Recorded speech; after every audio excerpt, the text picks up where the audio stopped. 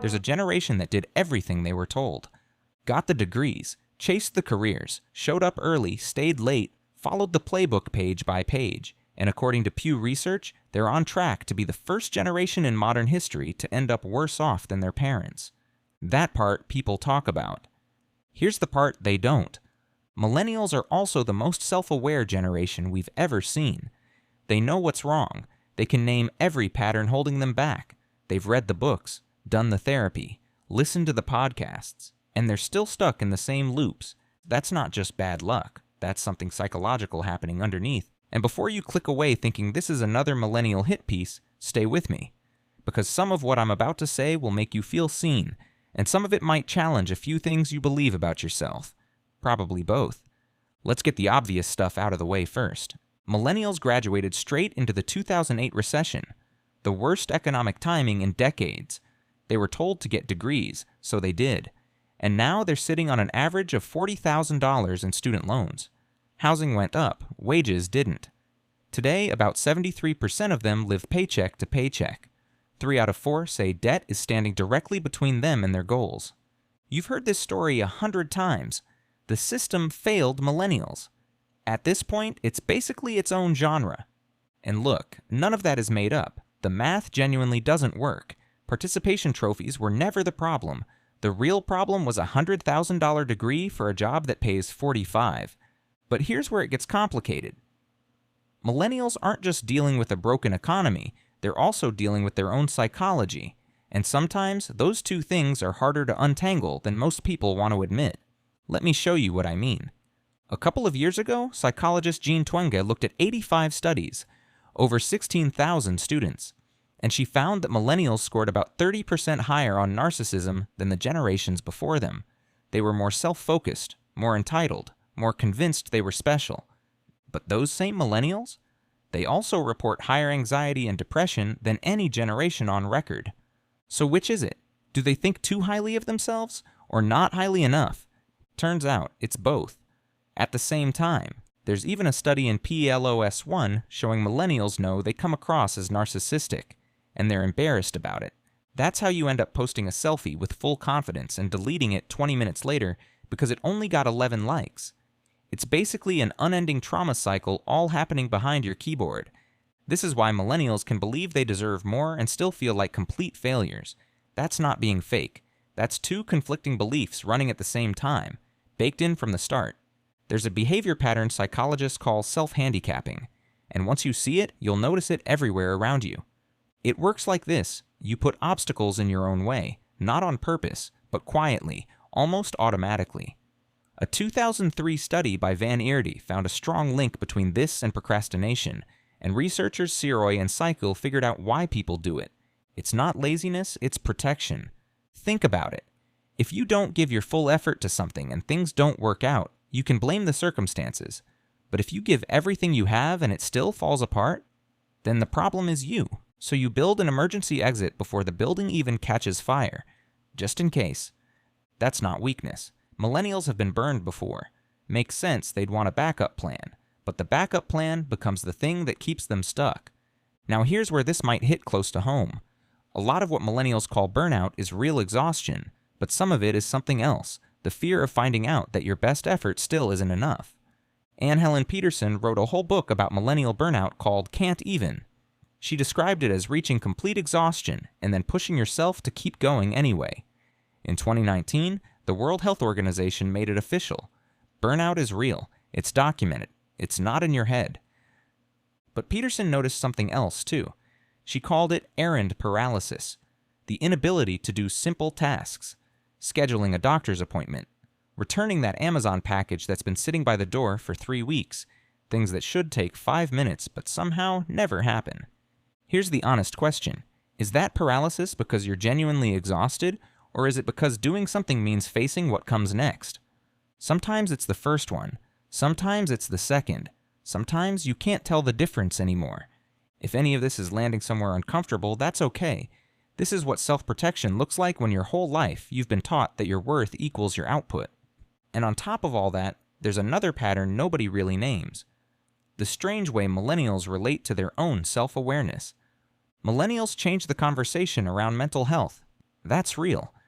According to the Thriving Center of Psychology, 83% openly talk about going to therapy.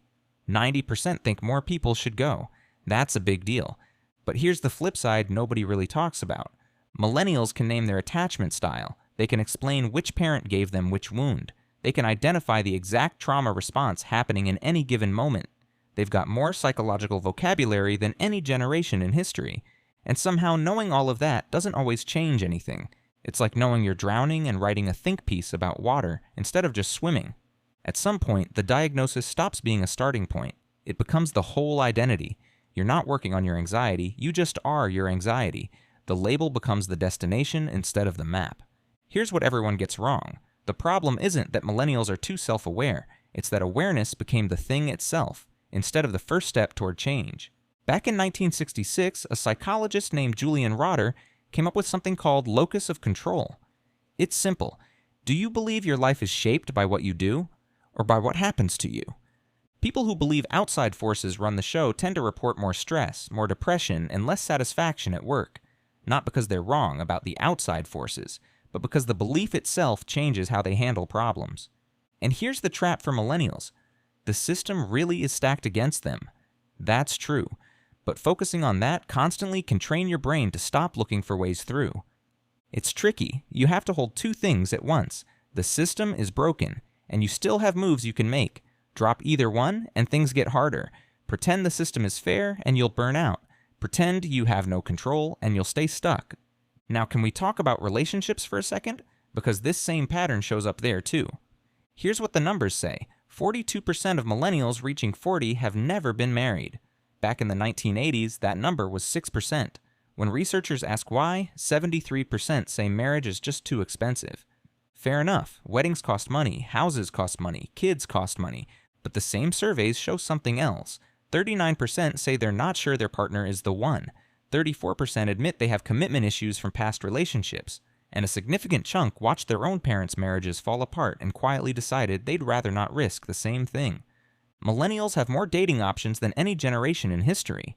Endless apps, endless profiles, and somehow still can't pick a place for dinner.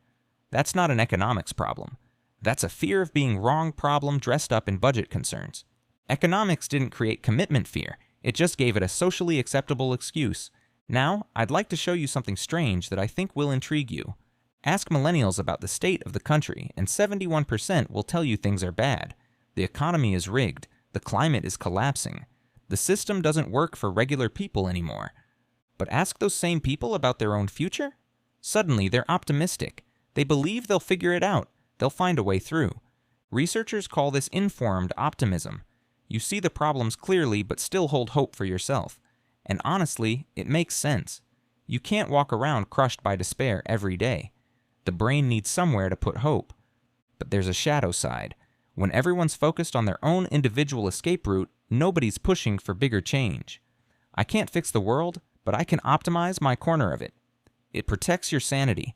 It also lets broken systems stay broken.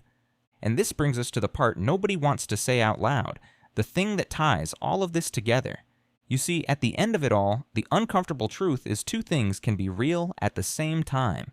Millennials were dealt a harder hand than they were promised. The economy shifted. The rules changed. The ladder got pulled up.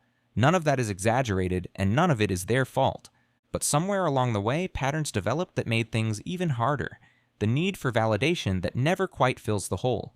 The self-protection that looks like burnout. The awareness that never turns into action. The focus on external barriers that slowly drains the belief in personal agency. The money excuses that cover up deeper fears. Both of these are true. The system failed them, and some of the coping mechanisms aren't working anymore. Denying either side keeps you stuck. Blaming only the system ignores the patterns.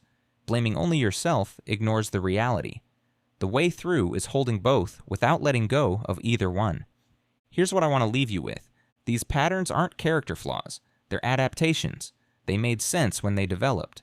When you've been burned enough times, you learn to protect yourself. That's not weakness, that's survival. But the thing about adaptations is they can outlive their usefulness. The armor that protected you at 25 might be the same thing weighing you down at 35. You're not broken. You're responding exactly how humans respond when the rules change mid-game and nobody hands you a new playbook. That part isn't your fault. But waiting for someone to hand you one? That part is a choice. I'm curious, which of these patterns do you recognize in yourself? Drop it in the comments. If this gave you a new way to think about yourself or your generation, hit the subscribe button.